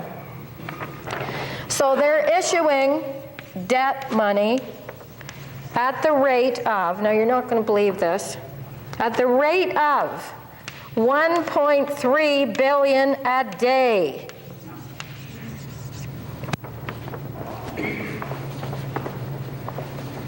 Debt is the biggest killer on the planet. Debt drives the wars. Debt drives all the other ugliness. And the monetary systems around the world now in every country are this kind of a system, except for that little island of Guernsey and maybe Chavez before they kill him. Okay? So that is the, and all this money is going, of course, to the privatizers of the money system, those people over there. All that money is going to them. So that's why this guy came on the other night. Someone asked him, phoned in and said, well, how much money is Rothschild worth today? And he said, oh, he's worth 1,000, so many thousand trillion. So Yes. I heard that the U.S. has a huge trade deficit with China. I just said that. Yeah, but what's going to happen when so the Chinese are trying to encourage the Americans to buy stuff, but if the Americans don't have the money to buy stuff, what's going to happen to the U.S.? Well, I think the Americans are going to get in there and privatize everything they can in China because they're already saying that China's economy has got to go commercial. Okay? It's got to match. It's like when the Pakistan Supreme Court came out and said by 2000, the end of 2000, we're going to have an interest-free economy. And it never happened. And I said at the time, what are they going to be embroiled in that's going to take away their opportunity to start an interest-free economy? Well, they're now embroiled in it. So China doesn't have any chance of getting the money from the States? No, it's not that. It's not even about money. It's about control of another country. Let's put it this way. Everything that China is sending now. Now, I know Americans who won't buy anything that says made in China. In fact, a lot of them didn't like NAFTA. And they went around telling people, don't buy anything unless it says made in USA. There was a huge, Americans did not want NAFTA. No. Nobody wanted NAFTA. So what's happening with China now is they're using prison labor, they're using slave labor, and Walmarts, and see, so the Americans are aiding and abetting this debt slavery. So what they're going to have to do is, like Kissinger's been in China off and on over the last 20 years, he's already figured that out. For one thing, China's now got AIDS.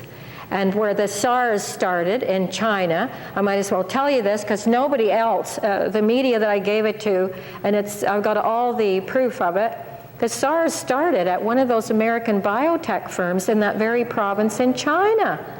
They either leaked it purposely or just leaked it.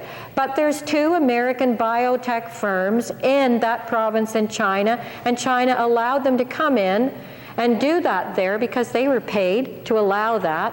So they're going to work hand in glove. And of course, the Chinese people are just going to be as expendable as paper cups, which they are now. See, cartelism and communism are really one and the same. We're not discussing free enterprise. That's long gone. We don't have free enterprise here anymore. It's all cartels. If you're not in a cartel, if you haven't merged with 20 other companies, you're nowhere. So the Chinese will get in on that because the government totalitarianism is basically the same as corporate totalitarianism. They're 2 sides of the same coin. So they will work a deal with China, but of course the people are all going to go down in the middle. That's what's going to happen with China because the Chinese all want cars now. The Chinese all want, the big, the TVs, the cars, they want everything. And they're willing to work, to get all these things. So what did they do in Pakistan? Pardon? What do you know? You said that they were said that they weren't. Yeah, well, you weren't here last week, but that was in one of the handouts. I had the newspaper article just before. In fact, I think it was 1999, in Christmas, December, and the Pakistan Supreme Court announced to the world that Pakistan would have an interest-free economy before the end of 2000. Okay? And it said in the same article that the international banking community was extremely worried because that could cause the downfall of the banking system. I'm amazed they were even that honest about it. But because now people think the banking system is all right, did we ever have any other kind? It's amnesia, And this is brought on by the fact that they don't talk about money or economics anymore. It's just the jargon of the loan business, the pawnbrokers, the financiers have taken the place of a real economy. So when these people came out and said that, they all knew their days were numbered. Something had to happen over there so big. Now maybe they did have plans to go get the oil, but maybe this hurried it up a bit. Well, let's not wait till, let's do it now and involve Pakistan in all of this. But I do have the article, and you all got it last week, so that's what happened in Pakistan. I just wanted to mention. Oh, sorry. Did you speak yet? Did you? Oh, okay, let's be fair here. How do you buy back the debt from all the people that control it here? What is the government, if you wanted to transfer it back to the government at low interest or low income? Yeah, you could. Wouldn't all these people have to be paid off? No. They would be paid on the interest right up to the day of bringing the loan, like I said, to the Bank of Canada. Of course their interest would be paid as long as they have the loan. But if the government could say to these private banks, so this, and they wouldn't do it all at once. It would have to be done the same way it was put out there, incrementally over time, so it wouldn't upset the economy. If we had an honest prime minister, you'd say, okay, we'll start with the oldest loans, and I want this one and this one this year to go back into the Bank of Canada. They're not going to be cheated. They'll have their interest rate up until the day it's moved. But you see, what they did to us, to use an analogy, is this. Say that you bought a home and you had a wonderful mortgage. You happen to get a mortgage at 1%, which is what our Bank of Canada charged, or nothing, to the government.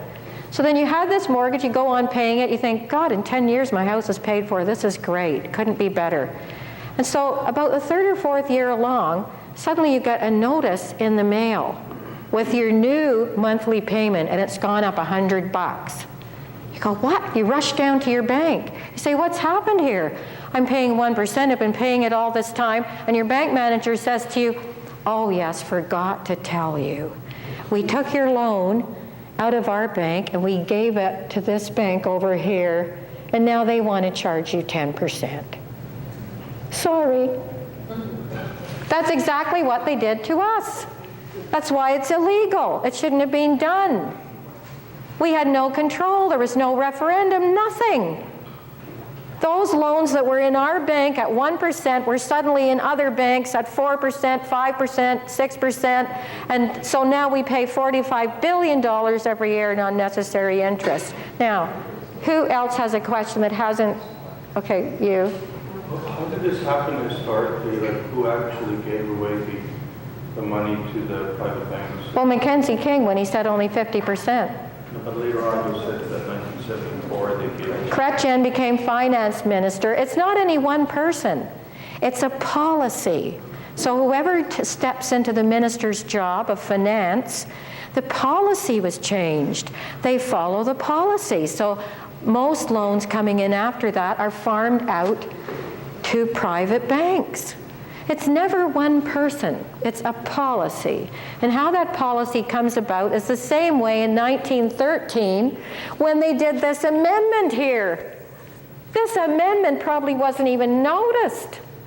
It probably was a little excerpt in a paper like this, but look, they didn't ask you. Look at the difference it made. And so people were going deeply into debt, but they knew more about it then.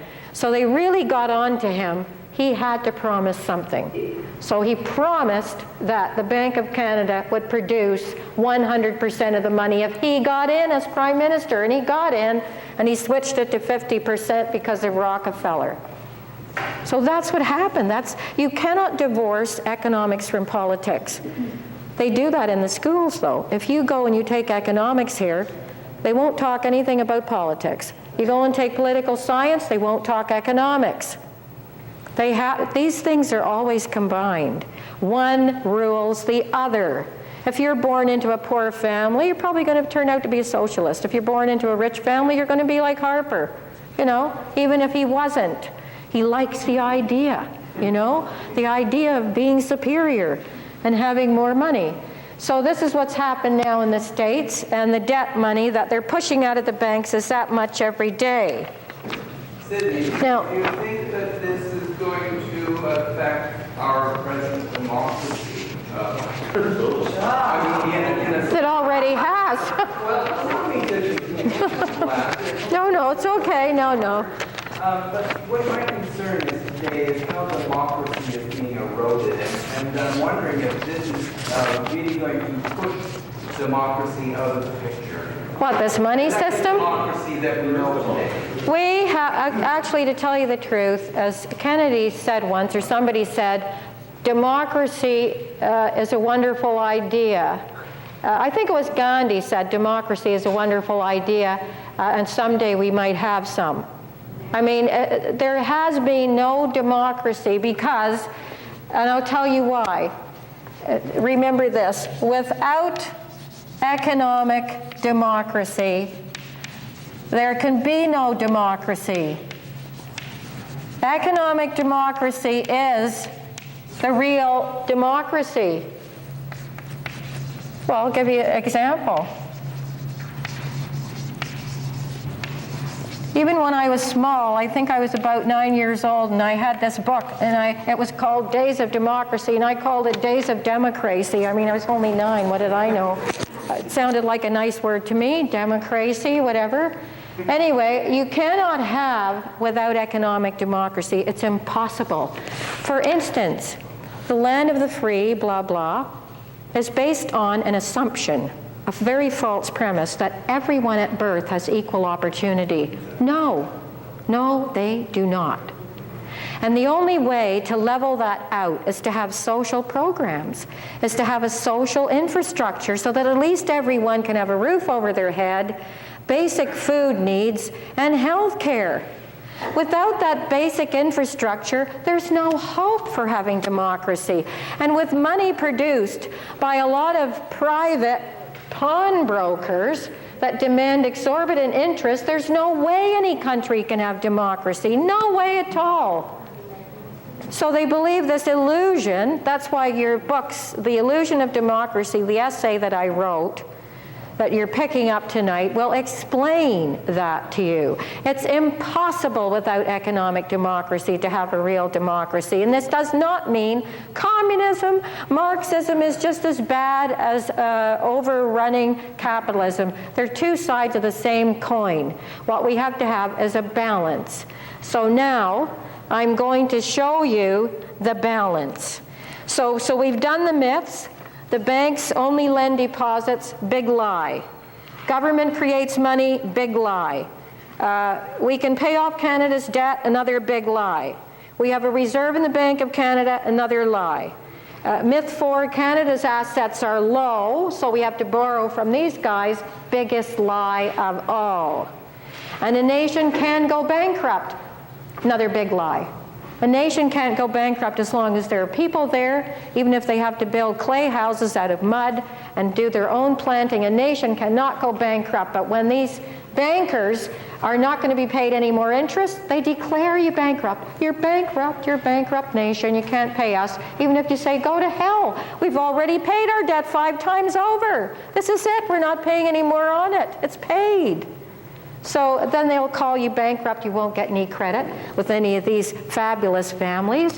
And your country, they'll tell your country can just flounder then. But all you need is people, your resources. The people add value to the resources. And the country prints money through its government based on all the resources, not something stupid like gold.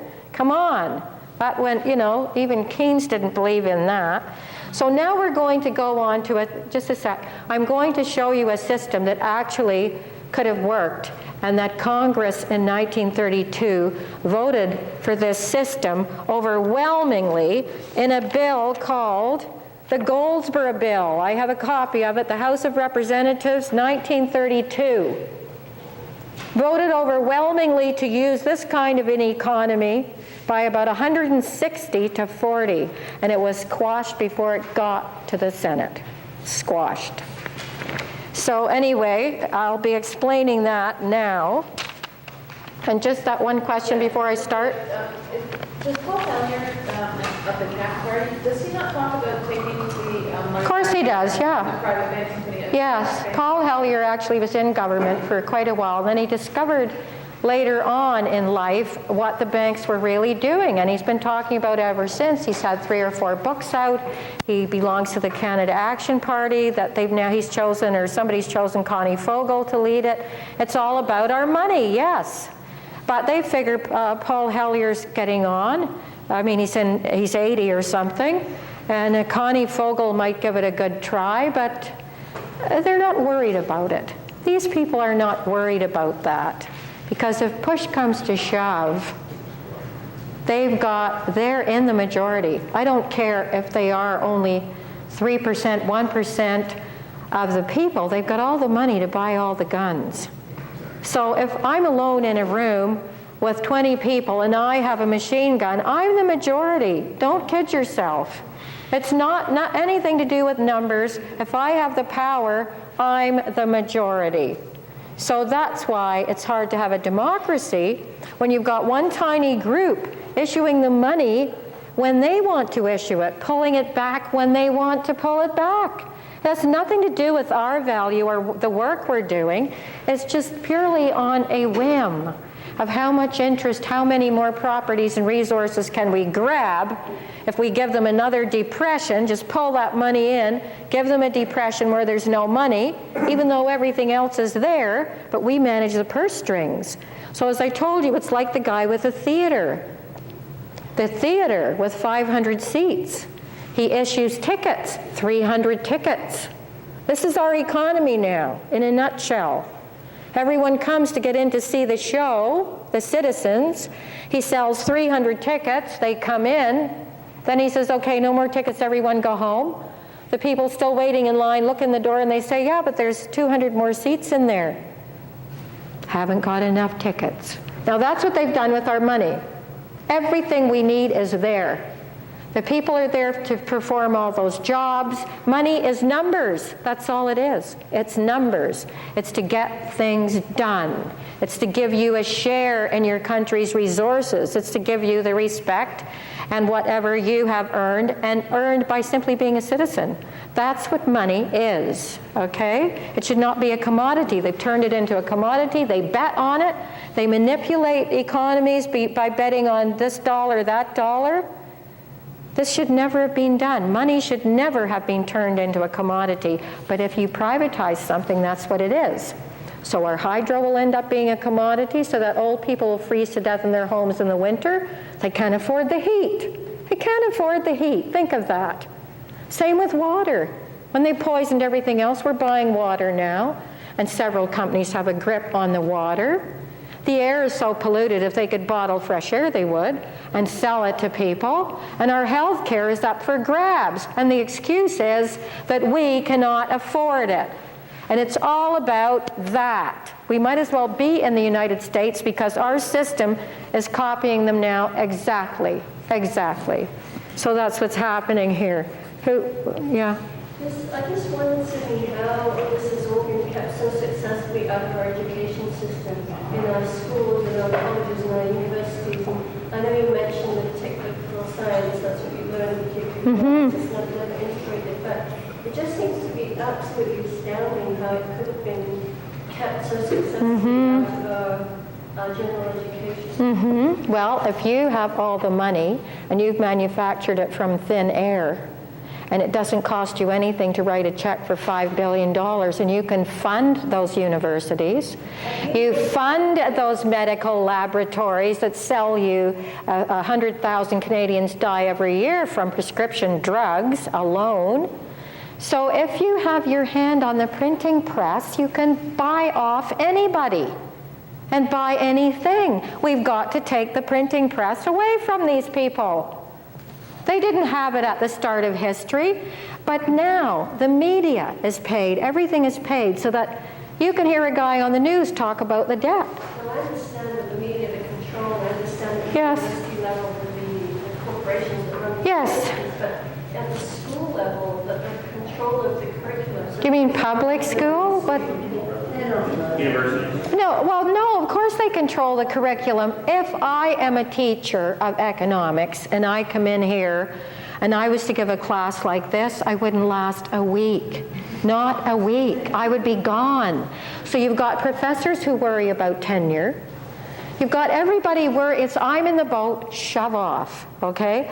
Because if you have a right-wing fascist agenda, you create those kind of people. People grow up thinking, this is a dog-eat-dog. I have to watch out for myself and nobody else, so I'll do what's best for me, and that's how they divide everybody. Yes, absolutely. They get everybody thinking in terms of, well, as long as I'm okay, well, why give a damn about the other guy? And that's the kind of philosophy they foster in the university. Competition, competition. I understand that the university level, I'm thinking at the school level. Even in high school, you hear nothing. In high school, you hear nothing, my dear, absolutely nothing. That's everybody, the publishers, the media, the television, the books, they're all controlled and owned by the same people who own our money. Get this, money, the privatization of our money system was the very first privatization. Without that one, none of the others could follow. None of the others could follow. I mean, that's the hard line here. And I don't know what's going to happen before this is taken away from them, but I can suggest one thing, that as Canada, with our own bank, where I've given you the page of the charter, our own bank can still lend to us. We've got to push for that. Jack Layton talked about it, but not recently. I think somebody warned him. But they said when he was first elected on 2 different television shows, if we become federal, we will take those private loans out of those foreign banks and we will put them back into the Bank of Canada. And that would save us that $45 billion a year. Now we could do a lot with that unnecessary interest we're paying. Now, they've only mentioned it when he got elected. They have not mentioned it for months, and I've talked to him about it. But when you get into that subject, this is the most dangerous subject you can ever discuss. Very dangerous. And if I had 1,000 people in a lecture room, instead of whom I have here, I would be watched, I would be surveilled, maybe even now, I don't know. This is the best and biggest, best kept secret there is. Now, in his early books, David Icke had a whole chapter on the money question and what was going on. But then, as he wrote other books, he got involved in this reptilian thing. And so now people will not take his other chapters seriously. So I'm wondering how that happened. Because if, to tell you the truth, say that some aliens did come down here in their spaceship and they landed, maybe they would be reptilians. Who cares what you look like? It's what's in here that counts. So they land here. The first people up the gangplank would be the IMF and their sharp lapels saying, let us lend you the money to start here. And I said to Ike, within a year, the poor reptilians would be just as badly off as we are. So who cares if they come or they don't come? You know, it doesn't matter, all right?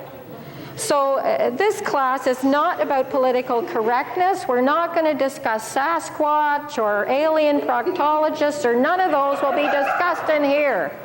This is a class about what's happening to us, what's happening now, and the facts of it. That's what that's about. So now, I don't know. Oh, that's totally, who knows.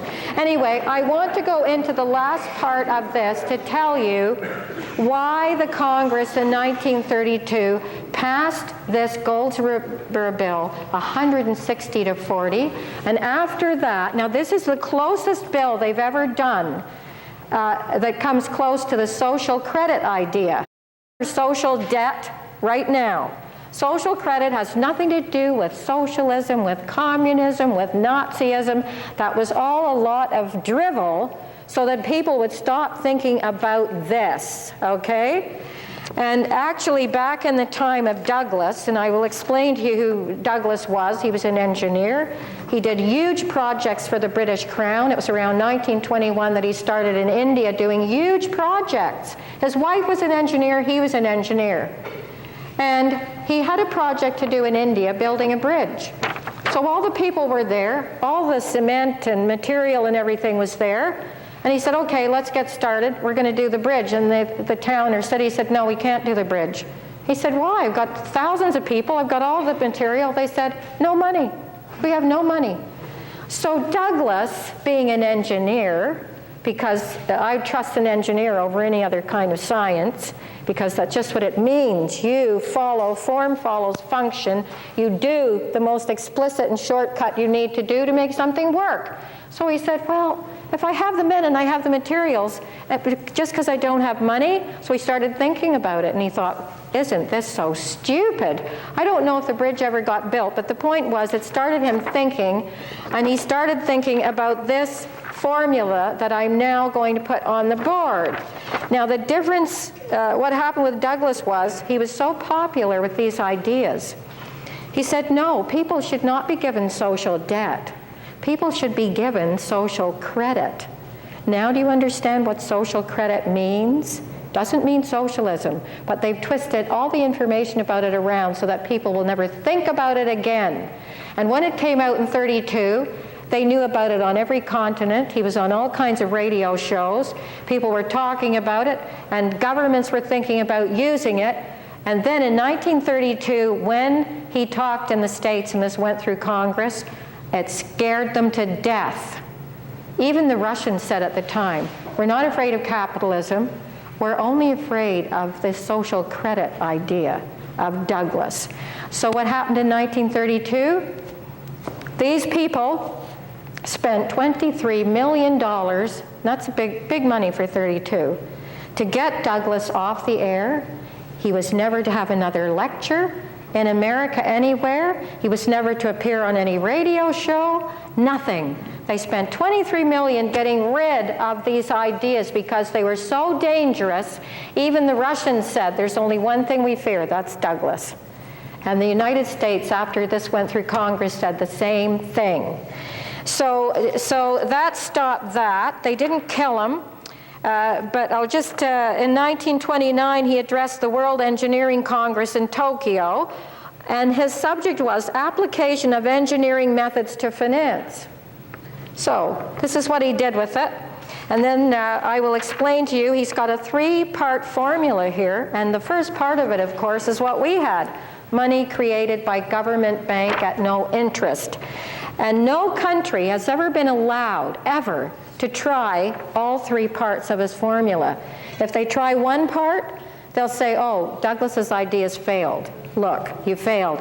And he said to them, unless you use all 3 parts of the formula, it's not going to work.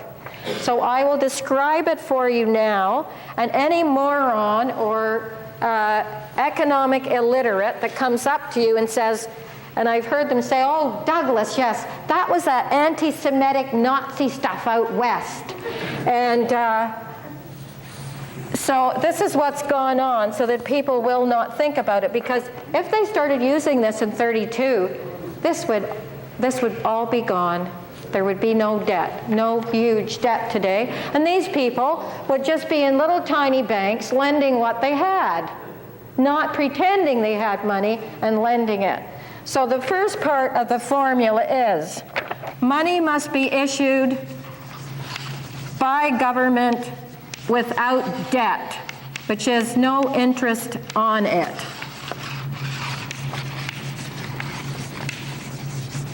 So I'll just say at no interest. And of course, if it's issued by government, it will be at no interest because supposedly we are the government, and we are not going to be using money that's going to have interest on it from the very beginning. We're not that stupid. So that's the first part. The second part is welfare. The humiliation of welfare will be replaced by a national credit office, which would send a monthly dividend to each citizen, whether he has a job or not. In doing this, the government acknowledges that citizens are assets and shareholders in their country, whether their contributions and labor are volunteered or appear in the form of jobs.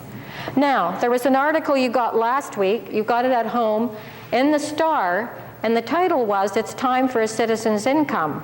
That's exactly what the title was. You cannot have a job for everybody no matter what you do. And you cannot continue to use people up like they're paper cups and have them working for $1 a day or whatever, or nothing in prison. I think prisoners should work, sure.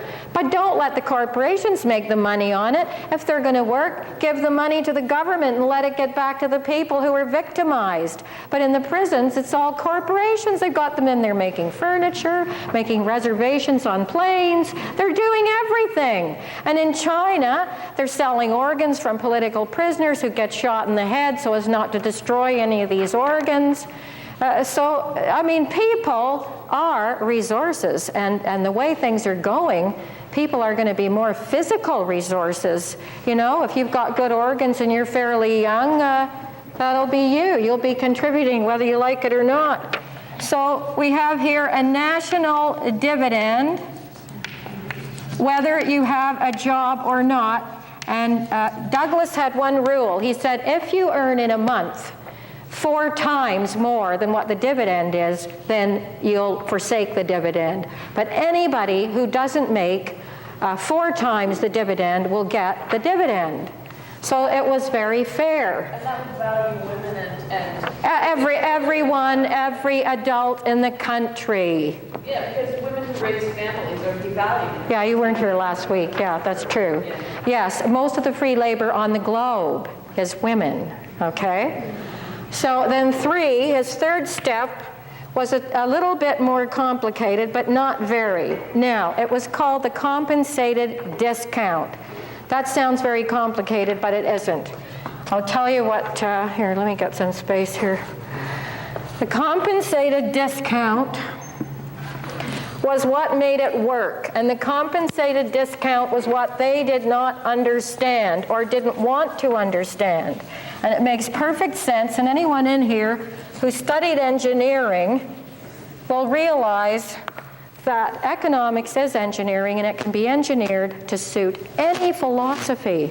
And as I said, ours is totally fascist. You're made to seem as if you're lucky to be alive, you're a liability, why should we even pay you anything? Get out there, get some kind of a job, even if it kills people. So, now, for instance, in the national accounts that year, if the, for instance, if the national accounts show that in a year, the total production was 500 billion, okay? Put it over here. 500 billion, that's the production, okay, for the year. But the total consumption, okay, consumption was only 400 billion, okay? So the total consumption was 400 billion that year. Because people don't actually buy every single thing that's on the shelf. I mean, you don't have, at the end of an inventory, you don't have stores completely empty. So this is the formula, 400 billion of consumption. Then the cost of production is what has been consumed that year, which is this here, okay? Now, the 1 billion difference that has not been sold, all right? The 1 billion difference is still lingering in stores. It hasn't been sold. Now, this is over the whole country. So what Douglas suggested was this, that the retailer, not the guy in the factory, they've all been paid. The retailer who still has these products in his store gives everyone a 20% discount, okay? A discount at the retail level, okay? Only at that level. Because everyone who's manufactured the stuff's being paid, except for the guy in the store. He has not. So he's got this much left, all the stores around the country. He gives a discount to the people coming in of 20%. Hopefully they buy more then to reduce the consumer goods by 20%. And then the National Credit Office would compensate the retailer by the same 20%. All right? So he gives the discount, the retailer gives the discount, and the government compensates him. Say that whatever he sold on the discount, he just sends then his list into the government. And they replenish that 20% discount that he gave to the people. So that was Douglas's formula. So the only part they've ever used is this one, and very rarely, and even when they got to use this one, people were killed for doing that. But this was his formula, compensated discount, only at the retail level. And it's not, it wouldn't cover every little detail, but that basically would work with a few adjustments. Okay. It's 8:30.